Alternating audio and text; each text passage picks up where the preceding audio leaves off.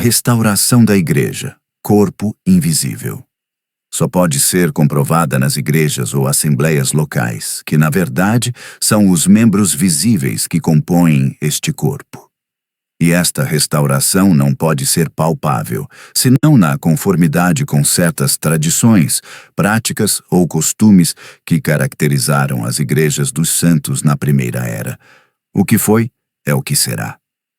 A presente pregação tem como objetivo fundamental chamar a atenção do eleito e despertar a sua inteligência sobre as características fundamentais das igrejas dos santos à luz da doutrina apostólica. Na escritura de 1 aos Coríntios, capítulo 11, versículo 2, Paulo elogia os santos em como eles se lembram dele em tudo, e sobretudo pelo fato destes guardar os preceitos tal qual o apóstolo lhes entregou. Isso é o que a igreja restaurada nos últimos dias deve fazer. Lembrar-se dos ensinamentos recebidos e reter as instruções tal como as recebemos. Embora muitos desses que corromperam seus caminhos na terra vão tentando convencer as almas instáveis por um evangelho baseado no conformismo com este mundo, é bom que os eleitos se lembram de que Deus é imutável nos seus caminhos. Temos, pois, nesta pregação, enumeradas algumas características fundamentais da unidade da fé que devem identificar as igrejas dos santos, nestes tempos da restauração de todas as coisas, na semelhança das igrejas de Deus da era primitiva. Dr. Tiago Moisés. A igreja edificada, no temor do Senhor, a busca da paz e santificação. Esforçai-vos para viver em paz com todas as pessoas e em santificação, sem a qual ninguém verá o Senhor. Hebreus capítulo 12, versículo 14. A igreja restaurada deve aperfeiçoar sua santidade no temor de Deus e na paz que deve caracterizar os seus membros. O temor de Deus é o princípio da sabedoria, e onde não há temor de Deus, existem todos os tipos de más ações. A mesma coisa acontece onde a paz não reina. Está escrito, porque esta é a vontade de Deus, a saber, a vossa santificação. Que vos abstenhais da prostituição, que cada um de vós saiba possuir o seu vaso em santidade e honra, não na paixão da concupiscência, como os gentios que não conhecem a Deus. Ninguém iluda ou defraude nisso a seu irmão. Porque o Senhor é vingador de todas estas coisas, como também antes vos dissemos e testificamos. Porque Deus não nos chamou para a imundícia, mas para a santificação. Portanto, quem rejeita isso não rejeita ao homem, mas sim a Deus, que vos dá o seu Espírito Santo. 1 aos Tessalonicenses, capítulo 4, versículos 3 até 8. Tal qual o cão que voltou ao seu próprio vômito e a porca lavada que volta a revolver-se no lamaçal, muitos são os que ainda se dizem cristãos, mas que mergulharam de novo na escuridão de fora. Sim, muitos voltaram para a prática desses pecados que tinham confessado e abandonado. Por causa destes falsos obreiros, que se levantaram no nosso meio, e apregoam a libertinagem, justificando-se na graça. Ora, a Escritura acima dispensa todo comentário. A vontade de Deus para nós é a santificação. Devemos sim abster-nos da fornicação, possuirmos o nosso próprio corpo em santidade e honra. Qualquer um que rejeita esta instrução, não rejeita o pregador que ensina essas coisas, ou o amigo ou o irmão que o chama a atenção a este respeito, mas ele rejeita Deus, que nos deu o seu Espírito Santo para nos fazer participantes da natureza divina.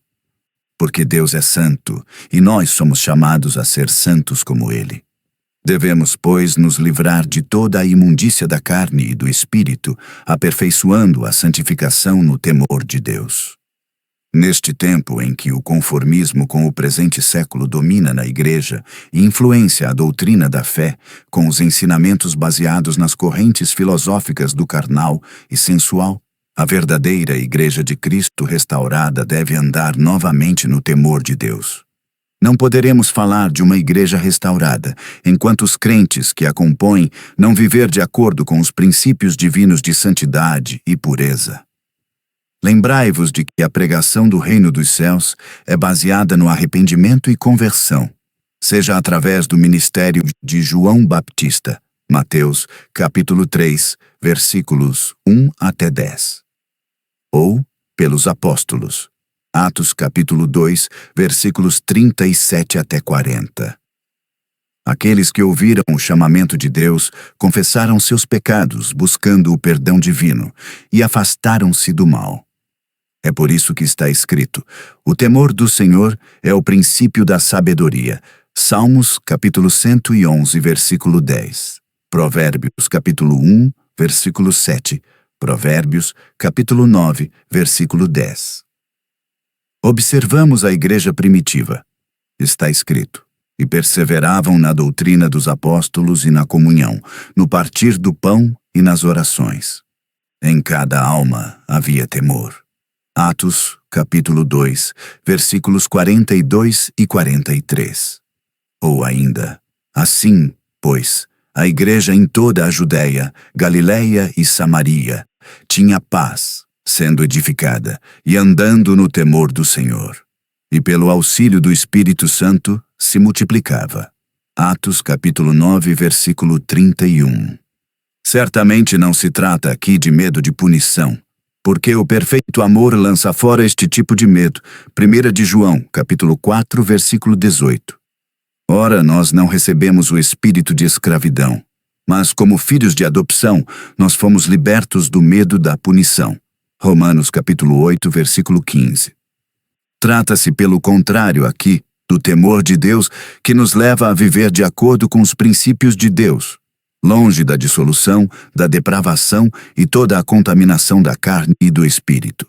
Temer o Senhor é estar ciente de que todos devemos comparecer ante o tribunal de Cristo para receber de acordo com o bem ou o mal que cada um de nós terá feito no seu corpo. Segundo aos Coríntios, capítulo 5, versículos 10 e 11. É por isso que nós nos esforçamos, pois ninguém por si mesmo pode atingir a perfeição neste corpo mortal, para agradar a Deus, enquanto ainda estamos neste corpo, nós livrando de toda a vaidade para herdar as promessas de Deus, como está escrito. Ora, amados, visto que temos tais promessas, purifiquemo-nos de toda a imundícia da carne e do espírito, aperfeiçoando a santidade no temor de Deus. Segunda aos Coríntios, capítulo 5, versículo 11. A palavra de Deus nos exorta ainda a trabalhar a nossa salvação com temor e tremor. Filipenses, capítulo 2, versículo 12. Pelo que a igreja restaurada na verdade original, nestes dias do fim, deve a Deus um culto que lhe seja agradável, com reverência e temor, pois o nosso Deus é um fogo consumidor. Hebreus capítulo 12, versículos 28 e 29. Assim sendo, devemos andar em temor durante o tempo da nossa peregrinação. 1 de Pedro, capítulo 1, versículo 17. Entendemos que o temor de Deus nos leva a uma vida de santificação, em busca da santidade de Deus em nós, sendo que nós mesmos fomos feitos participantes da natureza de Deus. Tal é a vontade de Deus para nós. Mas como é santo aquele que vos chamou, sede vós também santos em todo o vosso procedimento, porquanto está escrito: sereis santos, porque eu sou santo. 1 de Pedro, capítulo 1, versículos 15 e 16. Leia também Levítico, capítulo 11, versículos 44 e 45.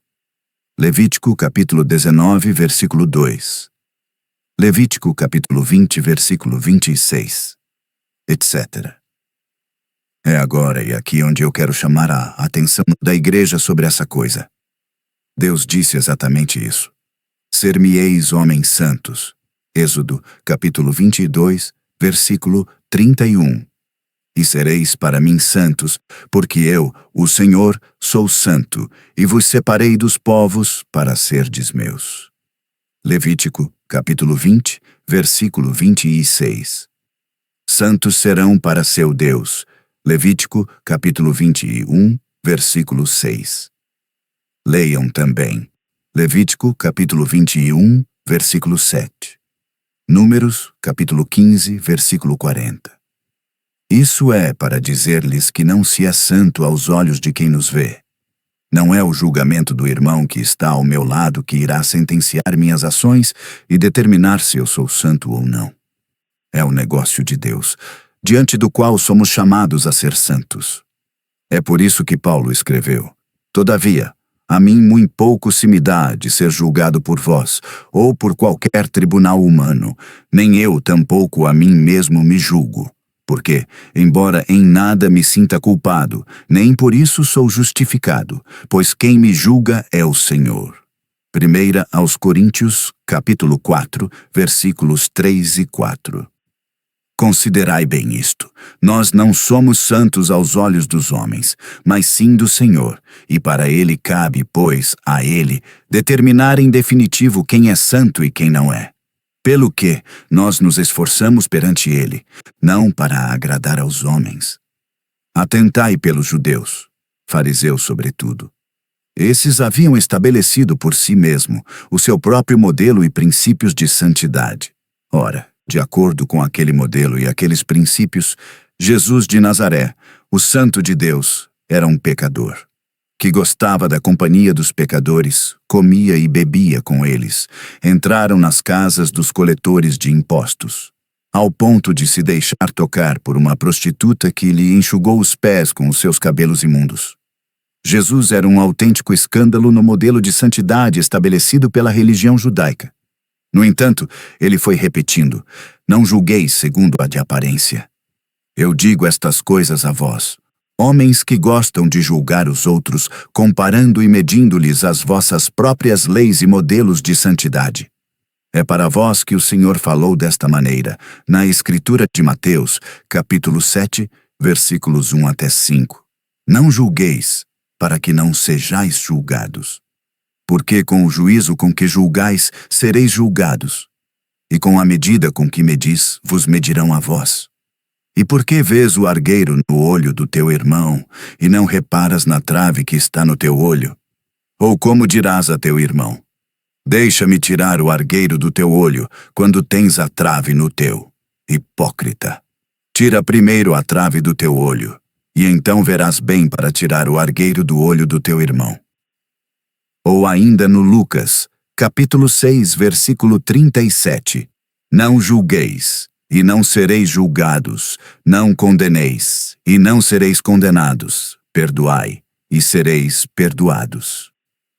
Na pregação, nós julgamos de tudo o que faz os homens, pelas concupiscências, e nós lhes mostramos a vontade de Deus. Rogamos as pessoas a se reconciliar com Deus. Nós exortamos-lhes a fugir da fornicação e a viver no temor de Deus.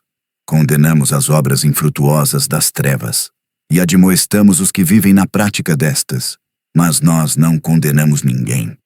É o próprio Deus quem vai fazê-lo em seu próprio tempo. Ao excomungar, por exemplo, alguém que na igreja se recusa a viver segundo a vontade de Deus, nós julgar suas ações e depois de o advertir sem sucesso, deixamos de o olhar como um irmão. É assim que tiramos esse prevaricador do nosso meio. Sendo agora fora, não nos cabe mais julgá-lo, porque, para aqueles que estão fora, Deus é quem os julga. 1 aos Coríntios, capítulo 5, versículos 12 e 13. Sim, nós julgamos na igreja os atos cometidos na comunhão dos santos e que causam escândalos por aqueles que fazem essas coisas. Mas nós imploramos a misericórdia de Deus e sua graça que operam em favor de nossas fraquezas e deficiências. Sabendo que todos nós tropeçamos em muitas coisas. Tiago, capítulo 3, versículo 2.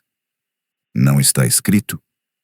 Se dissermos que não temos pecado nenhum, enganamo-nos a nós mesmos, e a verdade não está em nós.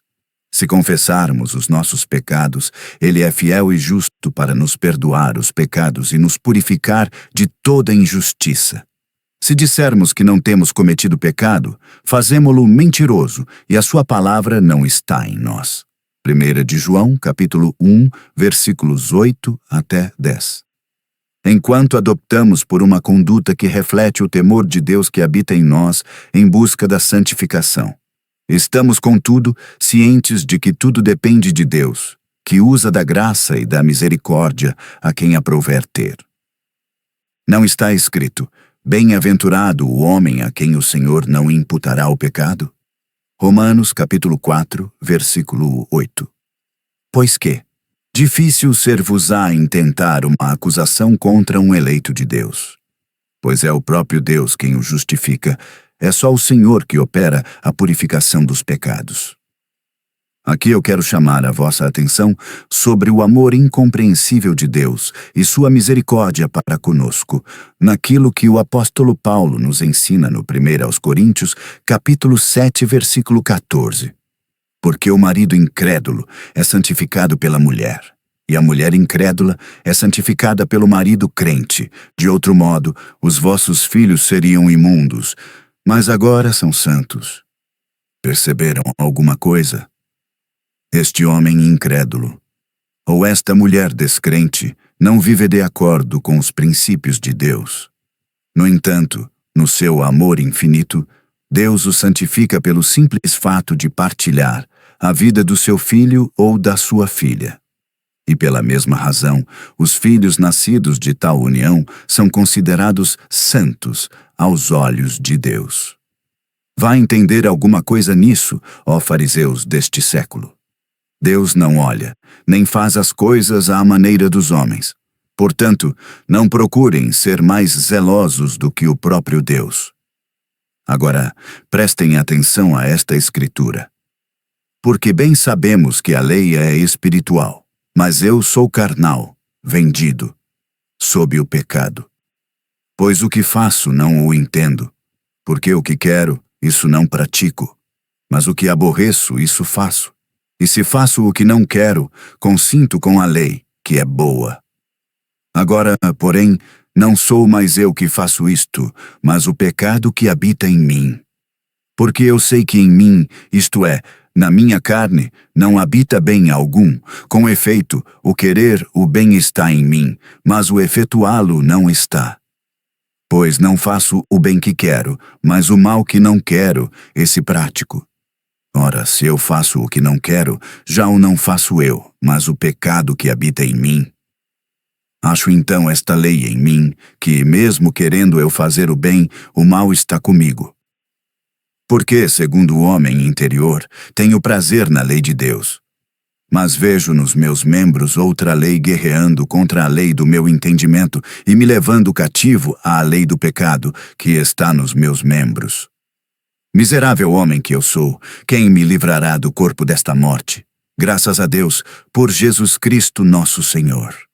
Romanos, capítulo 7, versículos 14 até 25.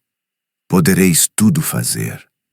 Reunirem-se e ler a Bíblia, vos afastar do mundo e viver uma vida de piedade e santidade aparente, longe da corrupção da carne, etc.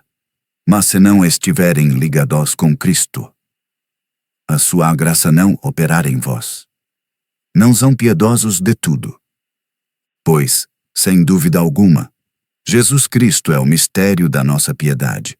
1 Timóteo, capítulo 3, versículo 16. E o que faz a força da verdadeira piedade é a sua palavra, cheio de graça e de verdade para todos os que estão empenhados em viver para Ele. Sem essa graça divina no homem, ninguém em si pode alcançar a natureza de Deus e viver plenamente de acordo com seus princípios. Todos os outros preceitos que são impostos do gênero: não toques, não proves, não manuseis. São doutrinas, sistemas, lições ou ensinamentos que perecem pelo uso, sendo baseado em ordenações carnais impostas aos homens como condições para alcançar a santificação. Na verdade, como nos foi ensinado pelo apóstolo Paulo, é um culto para a satisfação da carne que não tem nenhum mérito, enquanto o crente ou a igreja não permanecer ligado à cabeça ou ao chefe, ou seja, Cristo. Colossenses capítulo 2, versículos 20 a 23. Como?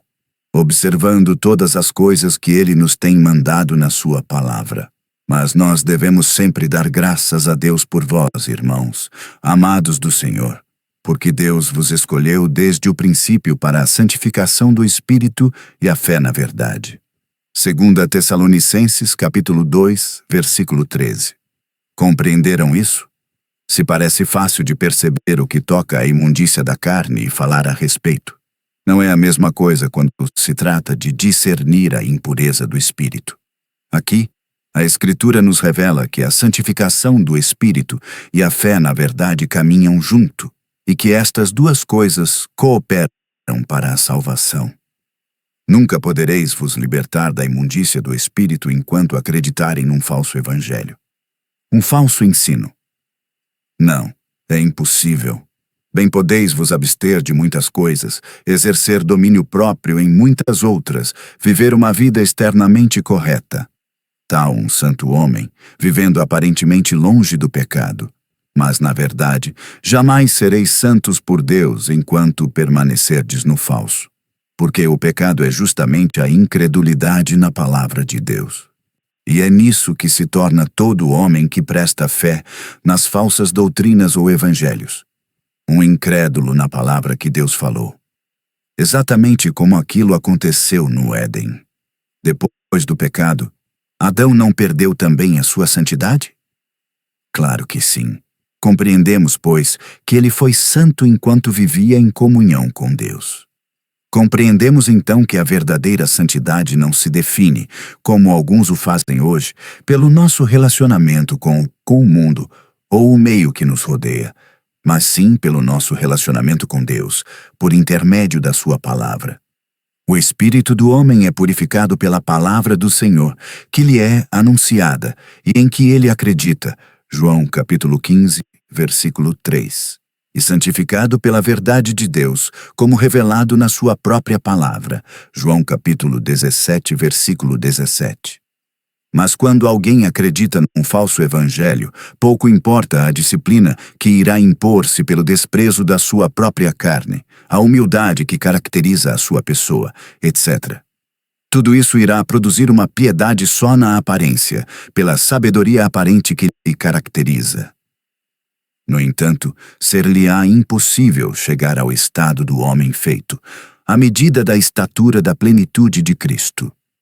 Em outras palavras, tal pessoa poderá ser um santo aos olhos dos homens da sua igreja ou grupo religioso, mas não para Deus. Se subsistir ainda algumas dúvidas acerca do que digo, então considerem os prelados e líderes espirituais das grandes religiões que nos rodeiam. Todos eles têm a piedade em aparência. O culto voluntário da humildade, muitas vezes fingida, que impõe aos seus corpos, lhes dá uma certa aparência de santidade. No entanto, eles não são homens santos aos olhos de Deus. Por que razão? Por causa da sã doutrina. A verdade da palavra que não está neles. Por esta razão, insisto em dizer que não se pode alegar santidade ou santificação sem antes ter em si a verdadeira semente da palavra de Deus. Aqui está o porquê, na minha pregação, a verdadeira e a falsa piedade, extraído da brochura, a palavra, feita carne ou a força da piedade declarei isso, não se pode elevar em santidade vivendo acima ou afastado dos outros. Lembrai-vos que não se pode falar de santificação sem mencionar a paz, porque, em volta destas duas coisas, a igreja vai autodestruindo-se, e os mais fortes acabam com os fracos em vez de ajudá-los. Ora, o fruto da justiça semeia-se em paz para aqueles que promovem a paz, de acordo com o testemunho da palavra, Tiago capítulo 3, versículo 18. Quero agora chamar a atenção para o que diz a Escritura em Hebreus capítulo 12, versículo 14, em comparação com o que eu ensino aqui. Está aqui escrito: esforçai-vos para viver em paz com todas as pessoas e em santificação, sem a qual ninguém verá o Senhor.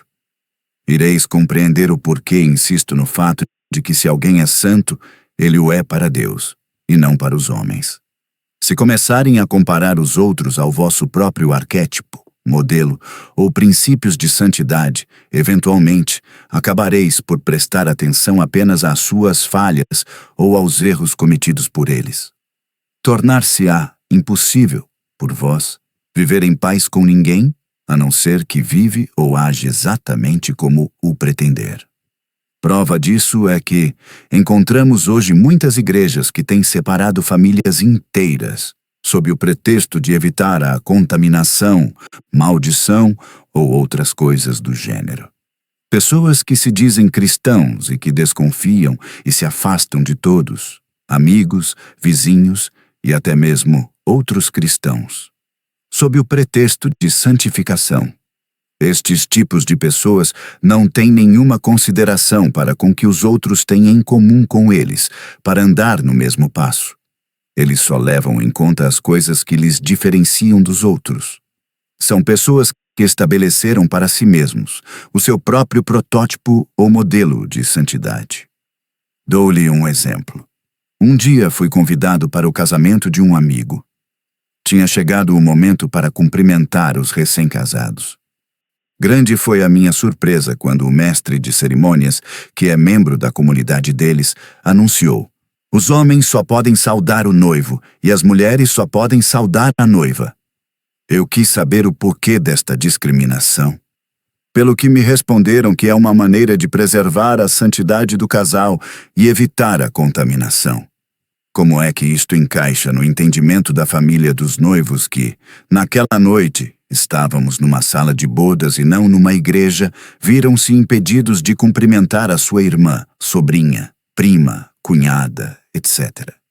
E vice-versa para o homem que também tinha lá família? Não pode ser. E quando voltar para casa, irão manter o mesmo princípio para com os membros das respectivas famílias? Alguns dizem: irmão, quando for visitar alguém e que este estiver ausente se encontrar só a esposa, retira-te imediatamente.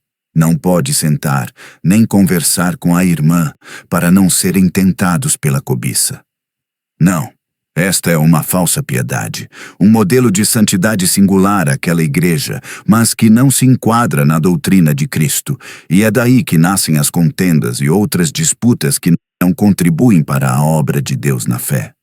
Lembrai-vos sempre que deveis, em primeiro lugar, buscar a paz com todos, e só depois a vossa própria santificação, lembrando-vos de que os que promovem a paz, os pacificadores, serão chamados filhos de Deus. Mateus 5:9. Procurai e persegui a paz, sobretudo com aqueles que também estão empregando toda a diligência para ser agradáveis a Deus na sua conduta. Apesar da aparente fraqueza deles que vos gabais de conhecer, por vos acharem mais forte e mais santo do que eles. Lembrai-vos que eles não são santos para vós. Eles os são para seu Deus. Pois que, enquanto depender de vós mesmos, ao procurar a vossa própria santificação, sem a qual ninguém verá o Senhor, procurem viver em paz com todo mundo. De outra maneira, vos seria necessário sair do mundo.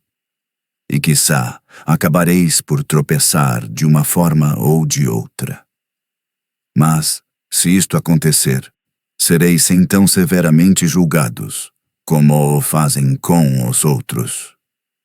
Sejais compassivos e misericordiosos, suportais os fracos, santificai-vos, preservando o vínculo da paz com todos aqueles que vos rodeiam.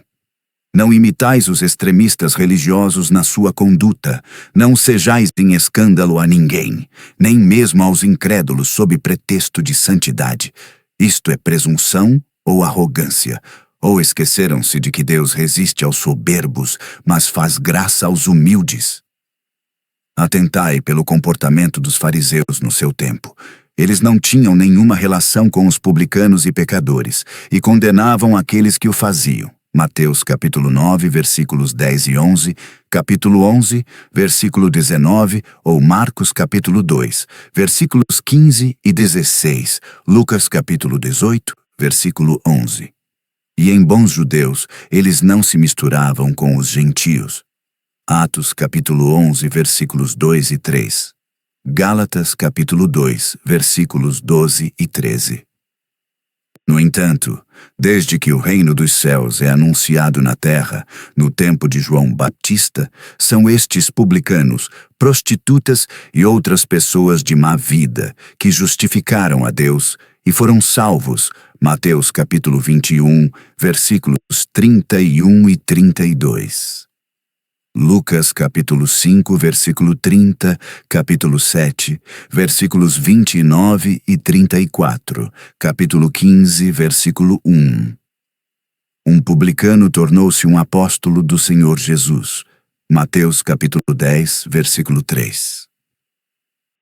O Senhor revelou que havia também filhos de Abraão no meio destes publicanos. Lucas capítulo 19, versículos 2 e 9. E mais do que isso, que ele veio à terra, não para chamar ao arrependimento os justos, mas os pecadores. Mateus capítulo 9, versículos 11 e 12. Marcos capítulo 2, versículos 16 e 17. Lucas capítulo 5, versículos 30 a 32.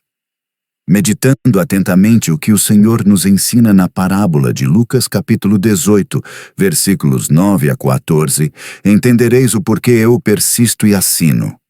Vós não sois santos em relação aos outros ou comparando-vos à palavra de Deus e aos princípios divinos que determinam essa natureza divina produzida em nós pelo novo nascimento. As pessoas me acusam de pregar a boa doutrina, mas de negligenciar a vida de santificação. Não erreis. Fui instruído para chamar os pecadores, tendo sido um deles outrora, ao arrependimento, com vista de lhes preparar para o arrebatamento que se aproxima. Eu vivo entre eles, mas não como eles. Bebo e como com eles, mas não o mesmo que eles. Eu odeio a piedade na aparência. Eu vivo no temor de Deus, na esperança de que sua fidelidade me basta. Pelo que eu sei que ele me dará a minha parte da herança reservada para todos os santificados, quando chegar o dia. Eu não vou fugir os pecadores, mas sim o pecado. E não vou julgar ou condenar os homens, mas sim as obras infrutuosas das trevas. 1 Coríntios capítulo 5, versículos 9 a 11. Efésios capítulo 5, versículos 10 e 11. Está escrito no Salmos capítulo 130, versículos 3 e 4. Se tu, Senhor, observares as iniquidades, Senhor, quem subsistirá? Mas contigo está o perdão, para que sejas temido. Sede misericordiosos como o nosso Pai Celeste o é. Retenhais que Deus nunca pode rejeitar alguém por causa das suas fraquezas ou insuficiências. Não. Deus despreza aquele que lhe despreza, não obedecendo a sua palavra, ou recusando-se a guardar, observar seus mandamentos. É por isso que eu sempre exortei as pessoas a se livrar da hipocrisia. Viver na hipocrisia é zombar-se de Deus. É confessar que Deus não é de tudo onisciente para descobrir o que fazemos em segredo. E nenhum hipócrita pode alcançar a santidade, o fraco será bem-sucedido. Sabeis por quê? Porque ele reconhecerá o seu pecado diante de Deus e o confessará. E Deus o perdoará. Quem confessa os seus erros perante Deus faz prova do temor do Senhor a quem pertence o perdão. Este é o oposto do hipócrita que se esconde por detrás de uma falsa aparência da santidade. Aqui está o porquê na parábola do Senhor. O publicano foi justificado diante de Deus. E o fariseu não. Lucas capítulo 18, versículos 9 a 14. Portanto, repito, procurai a santificação, vivendo em paz com os outros. A igreja edificada no amor ou na caridade. João capítulo 13, versículos 34 e 35. 1 Coríntios capítulo 13. Sem amor, a igreja está morta. Na era primitiva, o amor era o vínculo da perfeição e o sinal do reconhecimento dos discípulos de Cristo. Um novo mandamento vos dou, que vos ameis uns aos outros, assim como eu vos amei a vós, que também vós vos ameis uns aos outros. Nisto conhecerão todos que sois meus discípulos, se tiverdes amor uns aos outros. João capítulo 13, versículos 34 e 35. Perceberam bem isso? Os discípulos de Cristo não eram reconhecíveis pelo seu conhecimento da palavra e tudo mais, mas pelo amor que os caracterizavam uns para com os outros. Este é o testemunho que as Escrituras dão da Igreja de Cristo no início. E perseveravam na comunhão. Atos capítulo 2, versículo 42. Outra vez. Da multidão dos que criam, era um só o coração e uma só a alma. E ninguém dizia que coisa alguma das que possuía era sua própria, mas todas as coisas lhes eram comuns. Atos capítulo 4, versículo 32. Satanás pode tudo imitar, exceto o amor. Isso não faz parte de sua natureza. É por esta razão que ele seduz por falsas doutrinas. Quando estão a orar, ele está lá. Quando estão reunidos para o partir do pão nas vossas festas, ele também está lá, dissimulado na amargura dos corações. Mas quando reina o amor no meio, ele é confundido e derrotado. Então, ele se afasta. Aí está. Ao predizer sobre os sinais do fim dos tempos, o Senhor nos advertiu nestes termos inequívocos. E por se multiplicar a iniquidade, o amor de muitos esfriará. Mateus capítulo 24, versículo 12. Satanás conhece a verdade expressa por Jesus, segundo a qual todo reino dividido contra si mesmo é devastado, e toda cidade, ou casa, dividida contra si mesma, não subsistirá. Mateus capítulo 12, versículo 25. O aumento da iniquidade na Igreja de Cristo, que é obra do diabo, destruiu o amor nos corações de muitos fiéis. A Igreja é agora um reino dividido contra si mesmo, uma casa dividida contra si mesma. Ela se dilacera em discussões intermináveis sobre princípios doutrinários, mas também por causa dos interesses materiais ou pecuniários que caracteriza a ambição, luxúria e ganância daqueles que são considerados como líderes espirituais, mas que não o são, sendo, na verdade, homens carnais e sensuais, tendo corrompidos as suas consciências. Agora é o cada um por si. Os fortes deixaram de apoiar os fracos para os criticar e dar-lhes um empurrão na sua queda. Nas igrejas, atentamos para a aparência das pessoas e temos respeito por aqueles que são materialmente abastecidos. Os pobres, indigentes e necessitados são abandonados à sua sorte. O escândalo tomou o controle das nossas reuniões. Viúvas e órfãos não sabem a quem se dirigir, e a igreja não pode simplesmente ajudá-los, porque a liberalidade desapareceu do nosso meio. Roubam-se tudo, mesmo aquilo que pertence de direito ao Senhor, dízimos, ofertas e tudo. A caridade é esse amor manifestado na bondade, apoio, ajuda, assistência ou generosidade demonstrada para com o seu irmão ou próximo. A Escritura de 1 Coríntios capítulo 13, versículos 1 a 8, nos revela claramente que podemos falar em línguas, profetizar, ter todo o conhecimento dos mistérios e doutrina, fé para fazer milagres e tudo. Todavia, tudo isto é inútil se o amor ou a caridade não existir. Aqueles que aparentemente fazem doações para a igreja ou levam alguma sua ajuda para suprir as necessidades dos pobres, na verdade, o fazer para aparecer. Não, o fazem por amor para esse irmão por quem Cristo pagou o mesmo preço para a nossa redenção comum. Todos estes sacrifícios tornaram-se, pois, inúteis. A paciência e a bondade que caracterizam o amor desapareceram, deixando o caminho aberto para a inveja, orgulho e autoestima, a desonestidade, o individualismo. Um irmão se irrita contra o outro, e eles são irreconciliáveis. Cada um aponta do dedo para o mal do outro. Mesmo as boas palavras faladas deixaram de inspirar confiança para acabar com a briga causada pela suspeita. É o triunfo da injustiça na Igreja de Cristo contra a verdade. Além disso, ninguém fala com verdade ao seu próximo. A misericórdia desapareceu para dar lugar ao ressentimento, remorsos e rancor. Porque o coração de quem ama o próximo perdoa, ou tudo sofre, tudo crê, tudo espera, tudo suporta.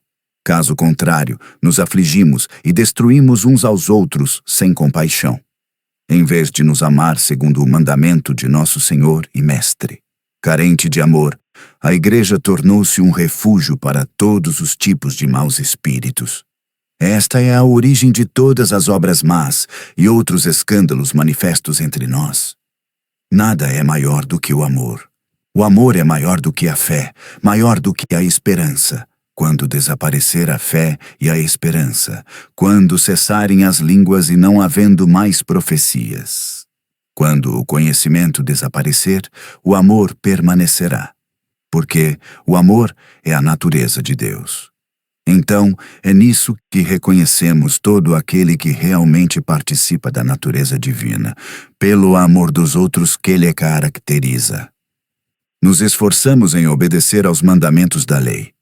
Discutimos sobre a observância do sábado ou domingo, mas esquecemos-nos que o primeiro e o maior mandamento da lei é o amor e que toda a lei e os profetas dependem desses dois mandamentos.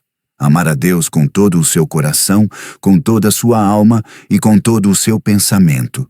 E ainda, amar o próximo como a nós mesmos. Mateus capítulo 22, versículos 36 a 40.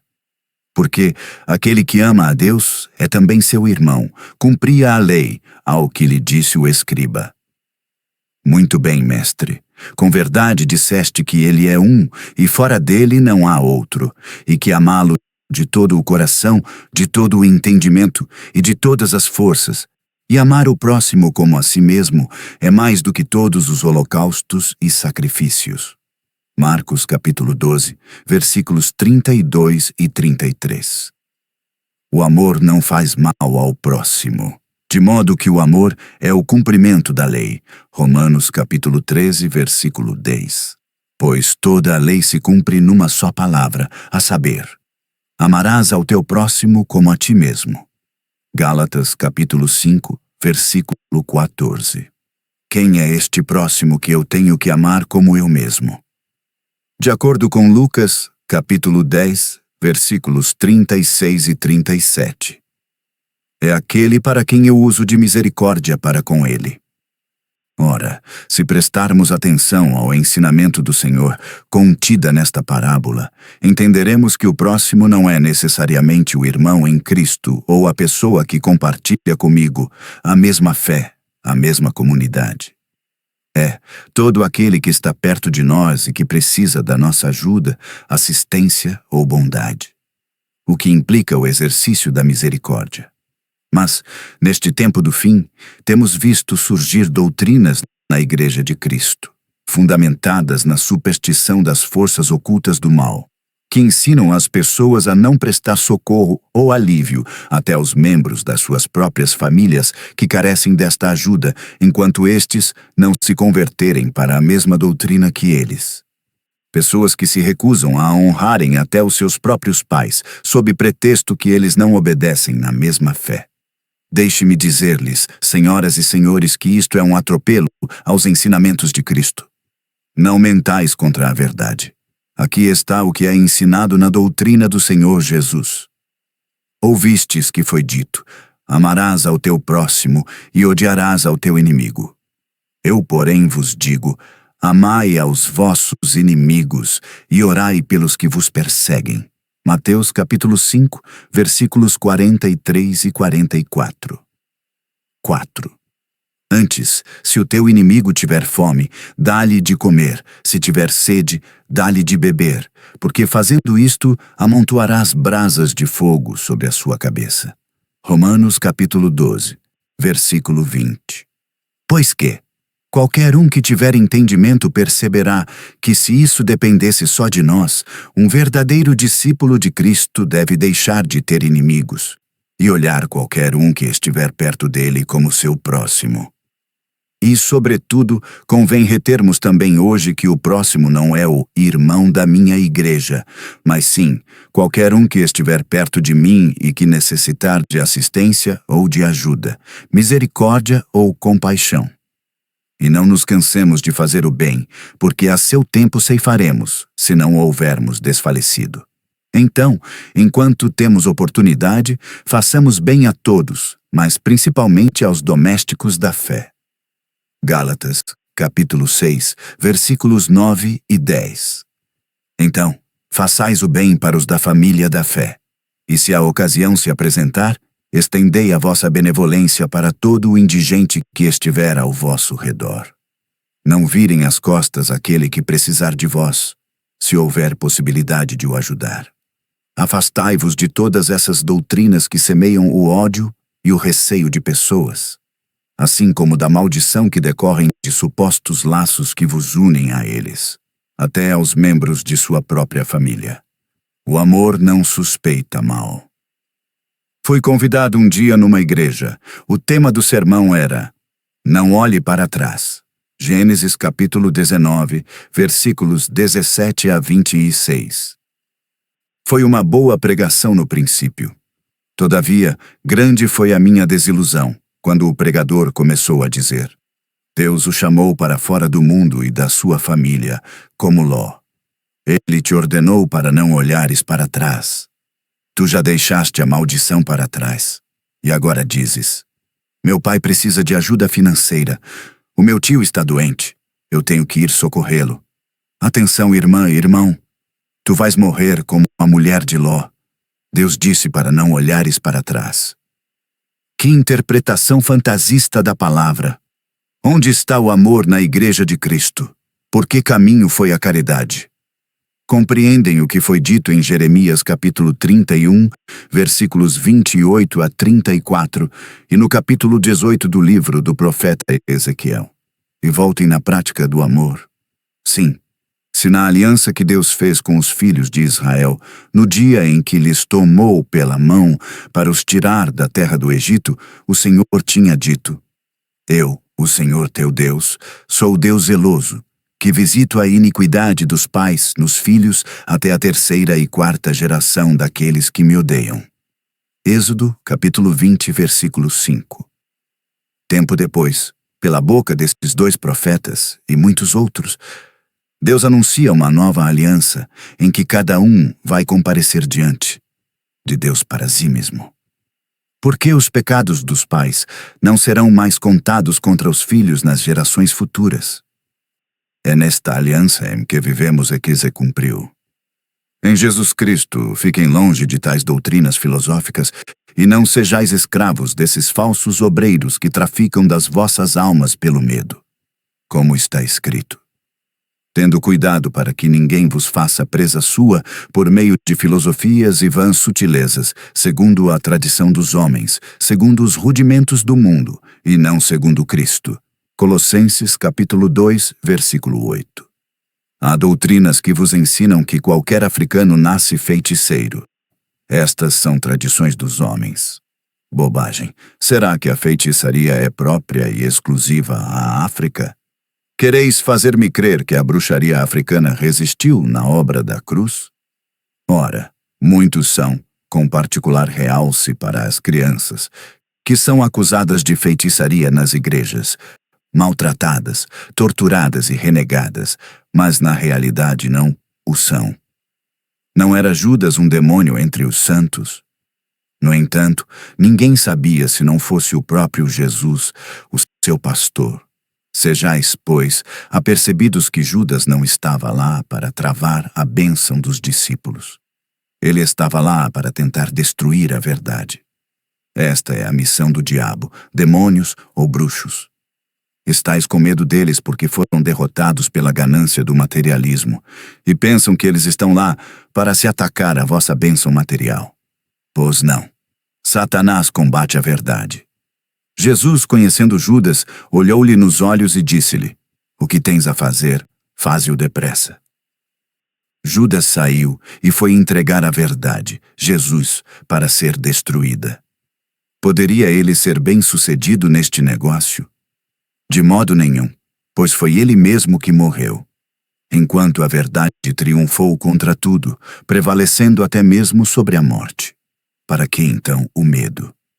Alguém me disse: Cuidado, os bruxos estão aqui para combater o pregador. Eu respondi-lhes: Se o pregador age por autoridade divina, Nenhum feiticeiro, nenhum demônio poderá parar a sua pregação ou o impedir de profetizar da parte de Deus. Pois está escrito: falou o Senhor Deus, quem não profetizará? Amós capítulo 3, versículo 8, parte B. Então, não tenhais mais medo dessas coisas.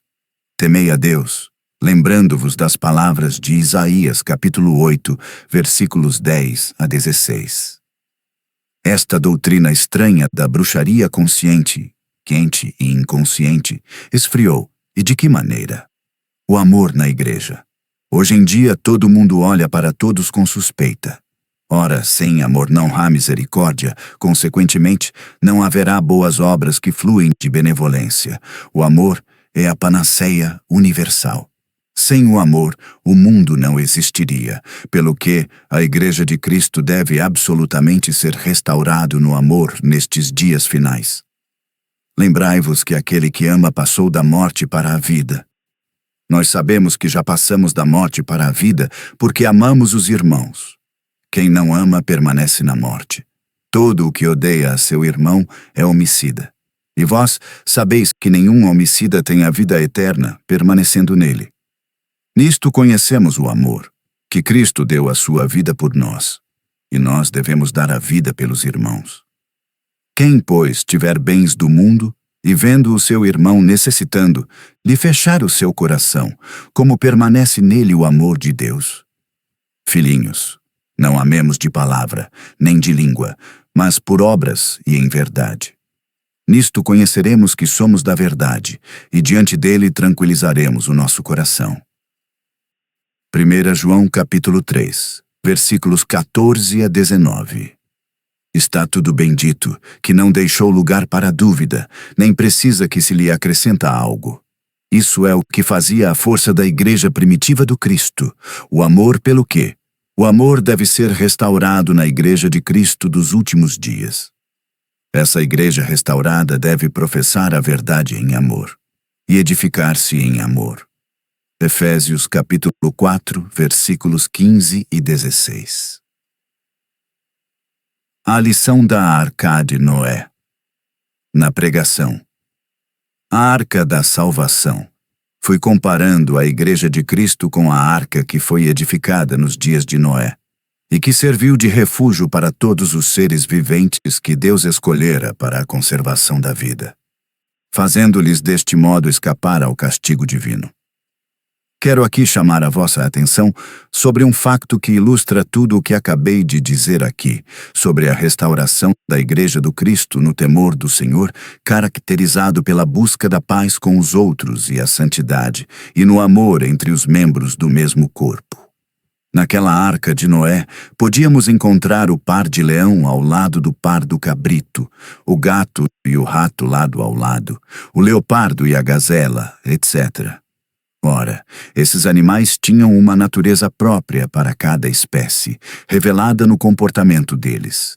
Que diremos, pois, a respeito disso? Que naquele dia e naquela arca, o leão não comeu o cabrito, o gato não se atirou ao rato, nem o leopardo feriu ou despedaçou a gazela, etc. Havia, pois, paz entre eles. De que, pois, se alimentavam todos esses animais naquele dia? Dentro da arca, todos os seres lá presentes se alimentaram com o mantimento dado por Noé. Como está escrito, leva contigo de tudo o que se come e ajunta-o para ti, e te será para alimento a ti e a eles. Gênesis capítulo 6, versículo 21.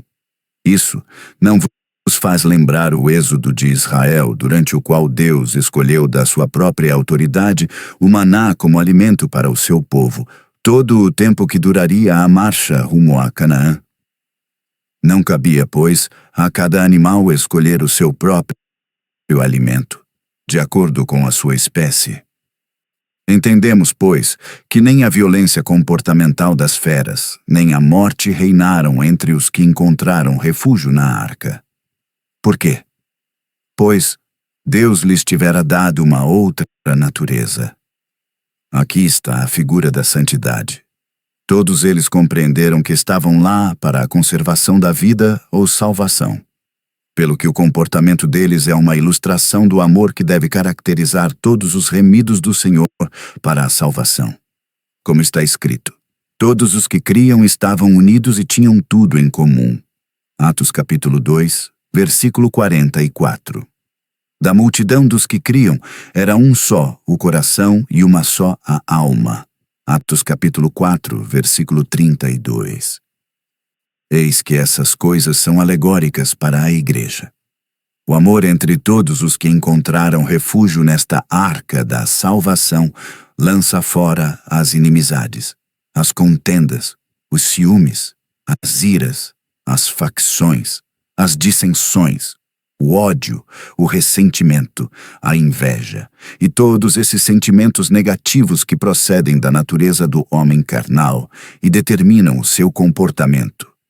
Gálatas, capítulo 5, versículos 19 a 21. E quando falamos de natureza que revela o comportamento de cada espécie, nos referimos ao temperamento, ao caráter de cada um de nós, manifestado no procedimento ou nas atitudes que fazem a nossa diferença como pessoas humanas. Todavia, tendo sido acrescidos na igreja, trazidos por dentro da arca na figura para a salvação. Atos capítulo 2, versículo 47. Entendemos que dentro da Igreja de Deus, fomos, todos nós que lá estamos, chamados para a conservação da vida, para que não perecemos.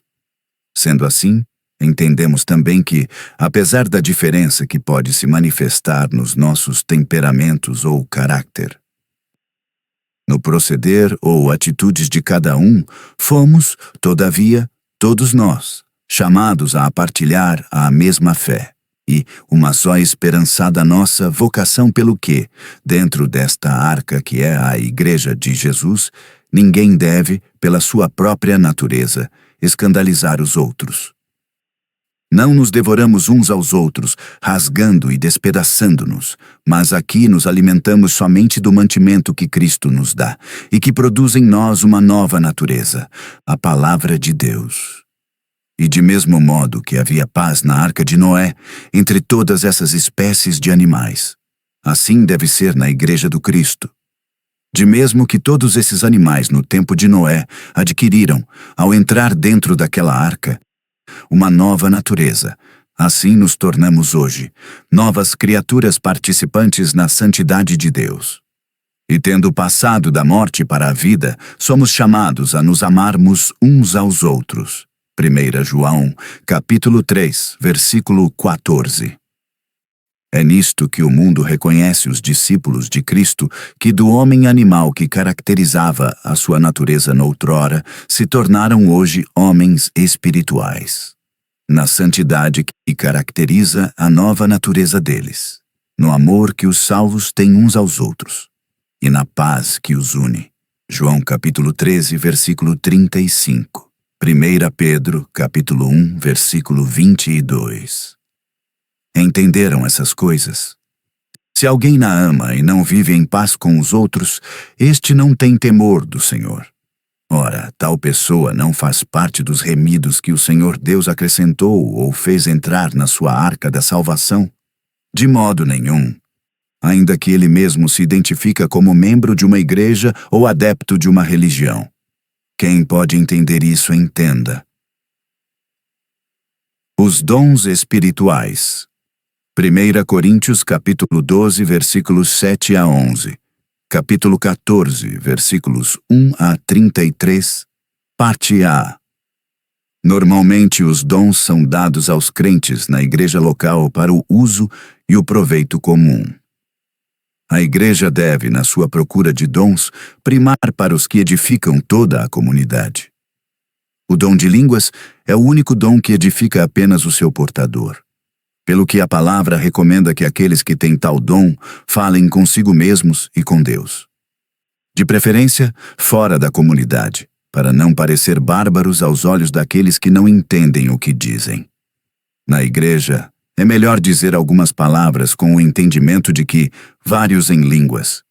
E a recomendação é clara. Aquele que fala em línguas deve orar também para receber sua interpretação. Caso contrário, é preferível ficar calado nas igrejas. Hoje, a cacofonia é visível nas nossas reuniões de oração. A confusão também.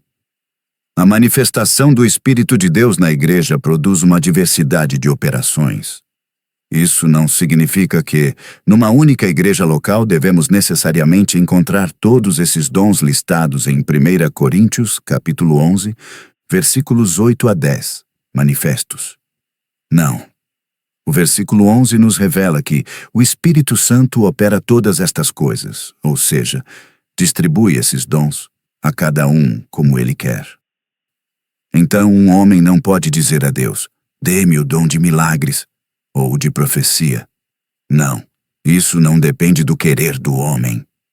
Aqui reside a diferença entre os dons de Cristo, ministérios, e os dons espirituais que caracterizam a manifestação do Espírito Santo numa igreja.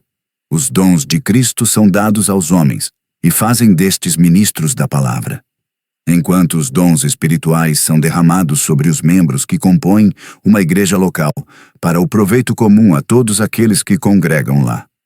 Um ministro da palavra está ao serviço do corpo, mas um portador de dom está ao serviço da sua própria igreja. Pelo que, irmão ou irmã, se fores portador de um dom, não abandone a sua congregação para ir para outra. Este dom pode ou não se manifestar mais, porque este dom não é tua propriedade.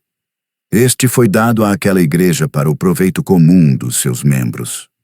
Neste caso, para além do dom de línguas que pertence ao seu titular para sua própria edificação, os outros dons são uma manifestação do Espírito Santo naquela comunidade. Enquanto permanecer lá, vai profetizando. De repente começas a acreditar que és um profeta e se afasta para o seu próprio canto. Ou começas a vaguear de um lugar para outro, cuidando ser um profeta de Deus, e esse dom não se manifesta mais. Vai insistindo. E em seguida, começa a se manifestar falsas profecias produzidas pela sua própria mente, pensamento ou sentimento. Só um ministro profeta é que está ao serviço do corpo. O portador do dom da profecia deve permanecer na igreja, onde ele recebeu o dom e exercê-lo aí. A mesma coisa se aplica aos outros dons que caracterizam a manifestação do Espírito Santo no meio dos santos reunidos. Hoje, muitos são os portadores de dons espirituais que assumiram para si a dignidade de exercer o sacerdócio, autoproclamando-se ministros, pastores, evangelistas e especialmente profetas. A restauração nesta área consiste em compreender primeiro que os portadores de dons, que são levitas, são indiscutivelmente colocados debaixo da autoridade dos ministros da palavra, os sacerdotes.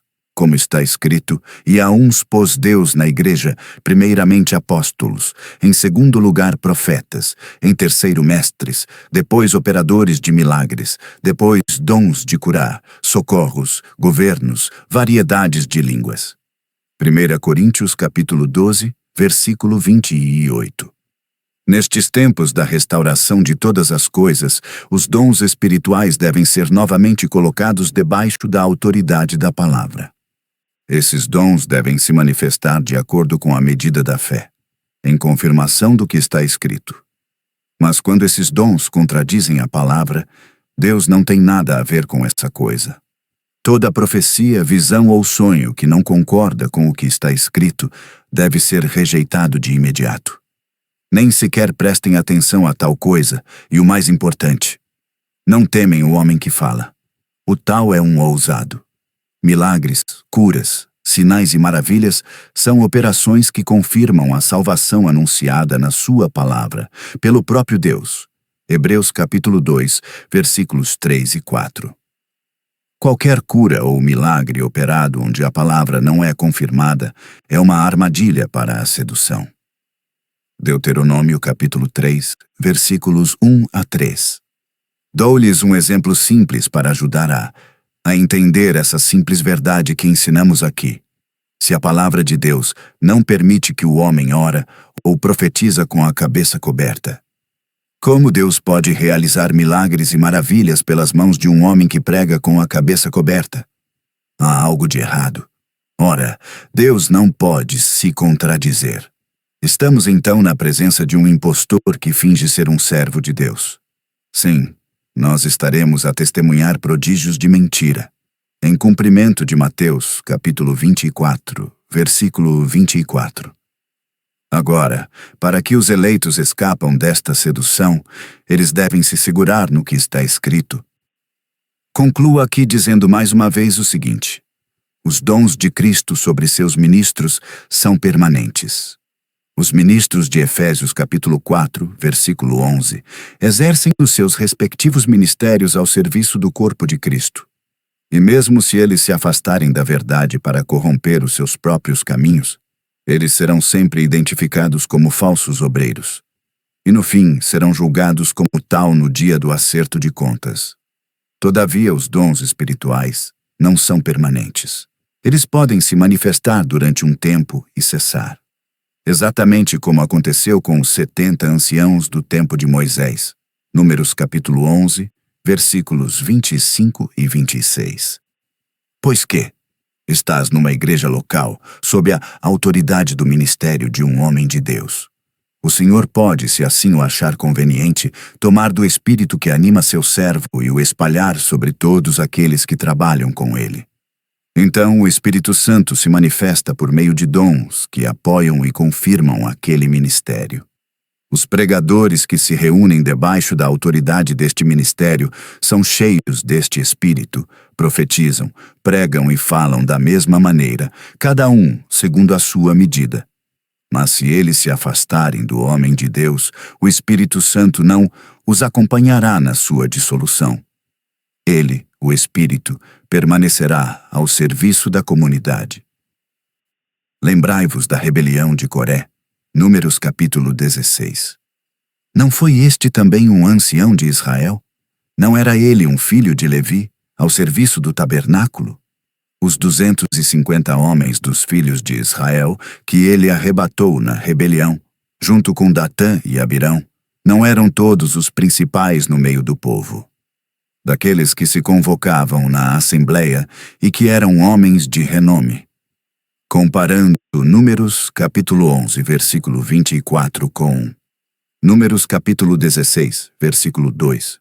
Duvidaremos nós que alguns desses rebeldes também fizeram parte dos anciões que foram convocados e que profetizaram um dia no meio da congregação dos filhos de Israel? No entanto, quando eles confundiram o serviço do tabernáculo com o sacerdócio, foi naquele dia que todos eles pereceram, consumidos pela ira de Deus. Aquele que tem ouvidos para ouvir, ouça. A ceia do Senhor, ou Santa Ceia. 1 Coríntios capítulo 11, versículos 23 e 24, versículos 27 a 29. Fazendo sempre fé na promessa da restauração de todas as coisas que caracteriza os tempos em que vivemos, a ceia do Senhor deve ser novamente celebrada de acordo com o padrão apostólico, ao pôr do sol ao cair da noite, não durante o culto de domingo e por cima disso pela manhã, como também nos ensina a lei. Aqui está o porquê o apóstolo Paulo diz: porque eu recebi do Senhor o que também vos entreguei, que o Senhor Jesus, na noite em que foi traído, tomou pão. 1 Coríntios capítulo 11, versículo 23. Entendemos, portanto, isto, quer seja no Antigo Testamento, desde a noite em que Deus operou o livramento na terra do Egito, quer seja o próprio Cristo, ou nos tempos dos apóstolos, a ceia do Senhor nunca foi comemorado durante um culto de domingo, no período da manhã. Isto é consequência da apostasia gerada pelos ensinamentos católicos, quando se confundem a comunhão ou eucaristia com a ceia do Senhor. Não com o vinho fermentado ou refrigerantes, mas com o suco de uva integral, não fermentado. Dessas coisas falei detalhadamente nas minhas pregações. Da Páscoa judaica à Páscoa dos discípulos do Cristo e o vinho na Bíblia, onde podemos ler o seguinte: o uso do vinho na ceia do Senhor levantou tanta polêmica que muitos hoje questionam-se sobre o tipo de vinho que deve ser usado nesta ceia. ou simplesmente se deve ser substituído por refrigerantes, para evitar os efeitos de álcool contido em bebidas, cujo consumo é proibido nas Escrituras. Sem falar daqueles que, interpretando erroneamente o cálice que o Senhor Jesus bebeu na última ceia com os seus discípulos, encontraram nisso um pretexto para justificar o seu próprio consumo e apetência pelos vinhos fermentados ou alcoolizados. Não nos esqueçamos de que a ceia do Senhor ocorreu durante a festa da Páscoa dos judeus, e que a Páscoa era ligada à festa dos pães asmos, sem fermento, sendo que durante este período, 7 dias, Deus estabeleceu que não podia achar-se fermento ou qualquer levedura nas casas dos filhos de Israel. Porém, é inconcebível pensar que neste mesmo período os filhos de Israel pudessem consumir bebidas fermentadas. Não. Como é também heresia que de pensar que Jesus e os seus discípulos naquela mesa da ceia comeram o pão asmo, acompanhando-o com o vinho fermentado ou alcoolizado. Categoricamente não. Era, pois, impossível que aquela bebida que estava no cálice, e que Jesus identificou como fruto da videira, tivesse passado por um processo de fermentação para ser consumida, justamente nesta época em que o povo de Deus devia se abster do todo e qualquer tipo de fermento ou levedura. Impensável. O fruto da videira é este suco não fermentado que se traduz, hoje, por vinho, mas muito diferente da bebida alcoolizada de hoje, que embebeda os que o consomem. Trata-se deste mesmo mosto, ou suco das uvas, que é designado por alegoria, sangue das uvas, nas Escrituras de Gênesis capítulo 49, versículo 11 e Deuteronômio capítulo 32, versículo 14. Conclusão. À luz de tudo o que foi demonstrado aqui, celebrar a ceia do Senhor com o vinho fermentado é um erro doutrinal e uma deformação da palavra de Deus. Pelo que nos resta 2 alternativas: celebrá-lo com o suco de uvas vermelhas ou então, por falta deste, diluir o vinho fermentado com água ou outros líquidos, como o faziam os judeus, até termos uma bebida que não embriaga os que a consomem. Evitaremos assim de desprezar a Igreja do Senhor, caindo deste modo no mesmo erro que os crentes da igreja de Corinto, que por ocasião da ceia tomavam o mau vinho e se embebedavam. O que lhes valeu a repreensão do apóstolo Paulo, 1 Coríntios capítulo 11, versículos 20 e 21.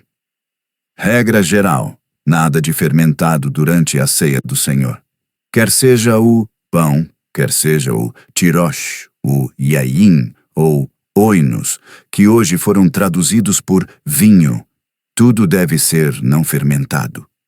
Porque se há bênção no mosto de uvas, o mesmo não se diria do vinho fermentado que embriaga. Na ceia do Senhor, trata-se de celebrar a festa sem fermento ou levedura, não com refrigerantes, mas sim com o suco ou sangue das uvas não fermentado. E não importa quanto tempo demorou para entender essa verdade.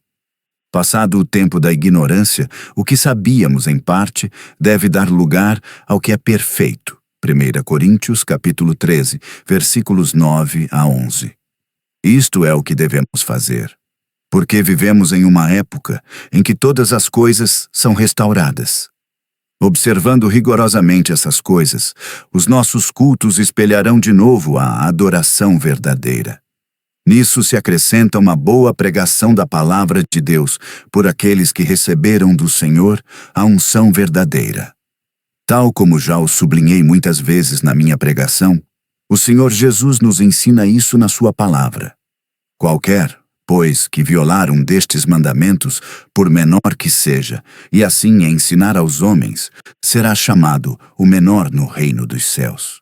Aquele, porém, que os cumprir e ensinar será chamado grande no reino dos céus. Mateus capítulo 5, versículo 19. Eis porque, nestes dias da restauração de todas as coisas, nós vos ensinamos a observar todas as instruções que nos foram prescritas desde o início na doutrina da nossa fé. Isto em cumprimento do mandamento do Senhor em Mateus capítulo 28, versículo 20. Ensinando-os a observar todas as coisas que eu vos tenho mandado. Vinde de volta na doutrina apostólica. Voltar na doutrina apostólica significa lembrar-se em todos os aspectos dos apóstolos do Senhor do início e da importância do seu ministério. E, sobretudo, guardar as suas instruções tais como as recebemos deles.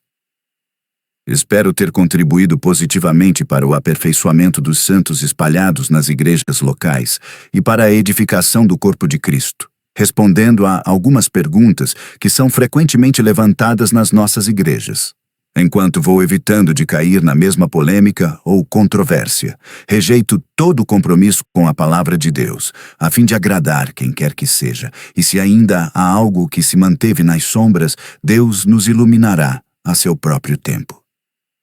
Maranata! Jesus cedo vem. Dr. Tiago Moisés. Bem-aventurado o povo que conhece o som da trombeta, andará, ó Senhor, na luz da tua face. Salmos capítulo 89, versículo 15.